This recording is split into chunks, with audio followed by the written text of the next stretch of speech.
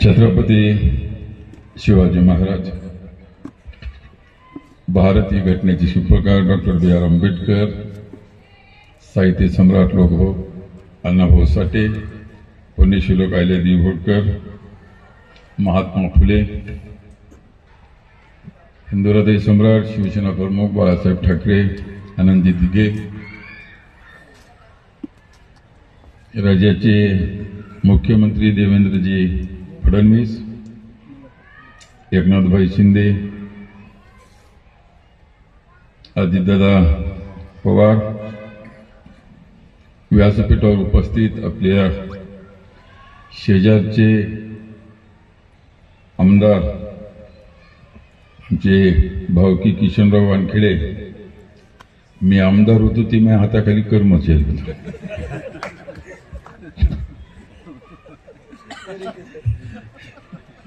मी आता ते आमदार झाले, पण आमची तेवढी उंची गाठणं एवढं सोपं नाही. आता तुम्ही जे राजकारण बदला पाहिलं नाही काल नगरपालिका. सर्वप्रथम मी सर्वांचंच मनापासून व्यासपीठावर उपस्थित नगरसेवक आमचे बाबूरावजी, विवेकजी, बारामामा, आपले धर्माबादचे नगराध्यक्ष, आमचे मोठे बंधू किशनराव पाटील, गोपाल भाऊ दाजी राहिले, घेतले चावरेकर, आमची युवा घेतले, गोपाल भाऊ, CEO साहेब, आपले आता सगळे नगरसेवक आणि माझी बायको व्यासपीठावर. काम तर आपल्याला करायचे आणि काम केल्याशिवाय पुढच्या निवडणुकीला लोकांसमोर जाता येणार नाही, बरोबर. त्याच्यामुळे काम करणं भाग आहे. पण मला एक प्रश्न बाबूराव, आपण जी काही नालीच्या बांधकामाचा घेतोय मुद्दा, रस्त्याचा काही मुद्दा घेतो, याच्यामध्ये थोडं मी कन्फ्युज मध्ये आहो. प्रश्न असा आहे की आपण अगोदर नाली बांधायची की रस्ता बांधायचा? नाली बांधायची. मग आता आपण रस्त्यासाठी टाकलेले पैसे याला इथंच ब्रेक राहू द्यायचे, खर्चायचेच नाही. नाही तर काय होईल बघा, आपण हे पैसे खर्च करून टाकेल शिवसाहेब, पुन्हा आपण भूमिगत गटार आपण मागायलो. मग आता भूमिगत गटार आज जर समजा आपण 50 कोटी रुपयाचे कामाचे रस्ते बांधले आणि योगायोगानं आपल्याला 100-150 कोटी रुपये पुन्हा भूमिगत गटारासाठी मिळाले, उकडा रस्ते उकडा, मग आता ते गोंधळ होऊन जाईल. त्याच्यामुळे आता प्लॅन बनवावं लागेल पहिले तुम्हाला. आणि जो आता बघू आपल्याला उठलं की मनानं काहीच करता येणार नाही, तुम्हाला प्लॅन बनवावं लागेल. आणि जोपर्यंत तुम्ही इंजिनियर, चांगले इंजिनियर, हुशार लोक घेऊन बसावं लागेल, त्यांना पूर्ण, नाही तर एखाद्या कंपनीला आपल्याला ते वर्ग करावं लागेल आणि त्या कंपनीला जसा पोळा फिरवतो की नाही आपण बैल, सगळ्या वार्डाने फिरली पाहिजे. ते नेमकं आता याचं काउंट तुम्हाला ते करावं लागेल ना, तुम्हाला करावं लागेल. नाही तर मग आपण काय होईल बघा की बार आपल्याला पैसे मिळणार नाहीत. एका कामावर आपण दोनदा चारदा पैसे घेऊ शकणार नाही, त्यात नुकसान सरकारचं होईल आणि आपले नुकसान होईल. त्याच्यामुळे गडबड करू नका. अतिशय टेक्निकली जे काही लोक आहेत त्यांना घेऊन बसून व्यवस्थित 4-8 दिवस आपल्याला कामं करायचीच आहेत ना. 8 दिवस लागू दे, एका वार्डात 1 दिवस लागू दे, फिरून आपल्याला काय काम आहे, फिरून व्यवस्थित आपल्याला करून त्या ठिकाणी निधीचा सुद्धा तुम्हाला सांगतो गैरउपयोग होऊ नये. आणि आलेला निधी तुम्हाला पुन्हा अजून हातगाव करायला तेच दुःख, तेच ठेसा, बरोबर आहे, तेच रस्ते, याची सुद्धा जाणीव होणार नाही, याची तुम्हाला आम्हाला या ठिकाणी काळजी करावी लागणार आहे. आता टाइम झालाय जेवायचं, मी काही जास्त आता बोलत नाही, कारण एक तर माझी तब्येतही नाही बरोबर. विशेष करून मी किशनरावजी आमच्या हदगाव शहरातल्या मुस्लिम समाज, काय इथला दलित समाज, मी विशेष त्यांचे आभार व्यक्त करतो या ठिकाणी की आम्हाला प्रत्येक फेरीमध्ये मुस्लिम समाजानं सुद्धा कधी कुठल्याच वार्डामधून मागे ठेवलं नाही, आपल्याला लीड दिलेली आहे. दलित समाज सुद्धा तेवढ्याच मोठ्या संख्येनं आपल्या सोबत होता. पण सर्वच जाती धर्माचे पंथाचे सर्व खंद्याला खंदा लावून आपल्याला साथ देऊ लागले, आपलं कामं करू लागले. त्या सर्वच समाज बांधवाचं मी मनापासून या ठिकाणी आभार व्यक्त करतो. आणि रोहिणी वानखेडे ह्या जे निवडून आल्यात काय, याचं पूर्ण श्रेय हदगाव शहरातले मुस्लिम, हिंदू, दलित, गोरमाटे सर्व समाजाला जाते. सर्व समाजानंच ही पूर्ण निवडणूक उचलली होती. आपले कामधंदे सोडून सगळे लोक कामाला होते.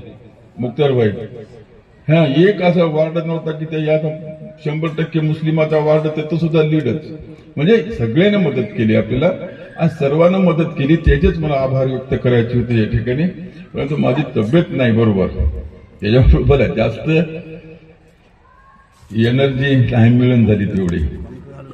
सर्वांचेच मनापासून आभार व्यक्त करतो. आणि सर्वजण या जे काही आपण चांगलं काम करणार आहोत या शहरामध्ये.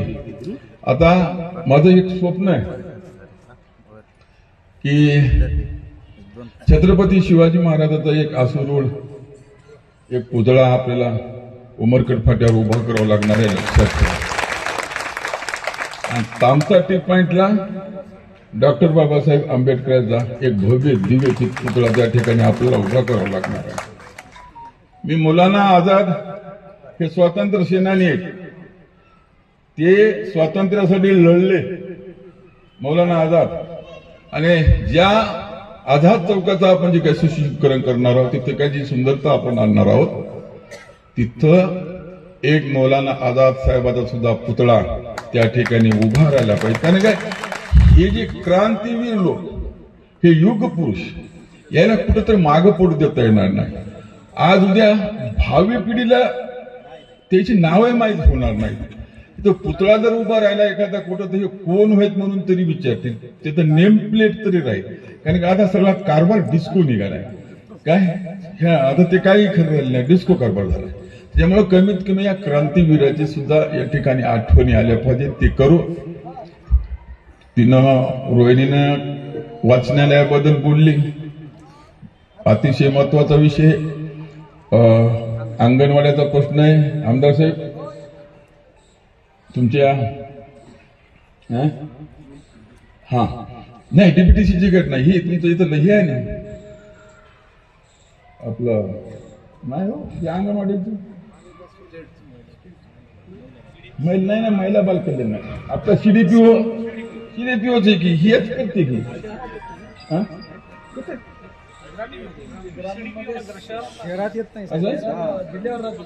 अच्छा, मग तिथल्या शिक्षण मंत्री मोदयापाशी बसा आणि त्यातून प्रत्येक वार्डामध्ये 20 वार्डात ते 20ला 20 अंगणवाड्या कशा आपल्याला या ठिकाणी आणता येईल, हे आपलं काम या ठिकाणी जरूर करा. आणि एक सुंदरसं एक वाचनालय सुद्धा या ठिकाणी असं उभं टाकलं पाहिजे, ते गरज आहे. आणि 2-3 पुतळे आपल्याला उभं करणं गरजेचं आहे. दुसरी महत्वाची गोष्ट, आता बसवेश्वर महाराजाची कमान होती, बसवेश्वर महाराजाची आपली कमान होती. बाबासाहेबाचा पुतळा उभा करायचा आणि बसवेश्वर महाराजाची कमान, जशी शिवाजी महाराजाची कमान तिथे झाली प्रवेशद्वार, तर तसं बसवेश्वर महाराजाची तिथे एक कमान आपल्याला करायची आहे. त्याला एक दरवाजा सुंदरसा बनवून घेऊ, तिथे चांगलं करून घेऊ. पहिले पिण्याच्या पाण्याचा प्रश्न सोडवावा लागणार आहे, कारण तिथे लई धिंगाणा आहे. जाऊन बघावं लागेल. उद्या चला जाऊ बघू काय कमी आहे काय नाही, फिल्टर का चालू नाही. आज 10 वर्षापूर्वी मी आणून दिले, 15 वर्ष झाली तुम्हाला फिल्टर. त्या काळामध्ये आम्ही मला वाटतं जवळजवळ 50-1 लाख रुपये तिथे खर्चले होते त्या फिल्टरसाठी. दिल्लीवरनं आम्ही पैसा घेतला, मी खासदार होतो, राज्यातून काही पैसा घेतला, नगरपालिकेचे काही आपण संस्थेचे पैसे घेतले. या गावामध्ये स्वच्छ आणि सुंदर पाणी मिळालं पाहिजे, कोणी बिमार नाही झालं पाहिजे, या दृष्टिकोनातून आपण ते केलंय. परंतु 10 वर्षे आम्ही बाजूला गेलो, एवढ्या मशीन आणून बसवलेल्या सगळ्या बंद आता. काय म्हणजे चालू का झालं नाही ते महत्वाचं आहे, ते पाहावं लागणार आहे आपल्याला. अगोदर होते थोडं थोडं होते, गडबड करायची नाही. 5 वर्ष आता तुम्हाला घाबरू नका, एकदाच उचलू नका. कारण कसं ते आपल्या डोक्यावर 50 किलोचं दिलं तर मी 2 क्विंटल ठेवलं तर नाही ना. त्याच्यामुळं हळूहळू हळूहळू 5 वर्षामध्ये जेवढा काही विकास आहे तेवढा विकास तुम्हाला संपून टाकता येईल, चिंता करू नका. पुन्हा सर्वांचे मनापासून या ठिकाणी आभार व्यक्त करतो. पूर्ण विजयाचं श्रेय मी तुम्हाला देतो. खेड्यापाड्यातून सगळे कार्यकर्ते आले, गावातून, वाडीतून, तांड्यातून कार्यकर्ते आले. इथं येऊन 2-2, 4-4 दिवस बिचारे काही जेवलेत न जेवलेत. बाबा साहेबाच्या सुनबाई उभे टाकल्यात, साहेबाच्या सुनबाई उभे टाकल्यात, साहेबाच्या सुनबाई उभे टाकल्यात. सर्व समाजाचे कार्यकर्ते इथं काम करू लागले. काय त्या सर्व कार्यकर्त्याचे सुद्धा मनापासून या ठिकाणी आभार व्यक्त करतो, अभिनंदन करतो. आणि सर्वांना आता 2-2 घास सांगत नाही, पोटभर आता जेवण करून जा एवढी तुम्हाला विनंती करतो. आनंद संपवितो.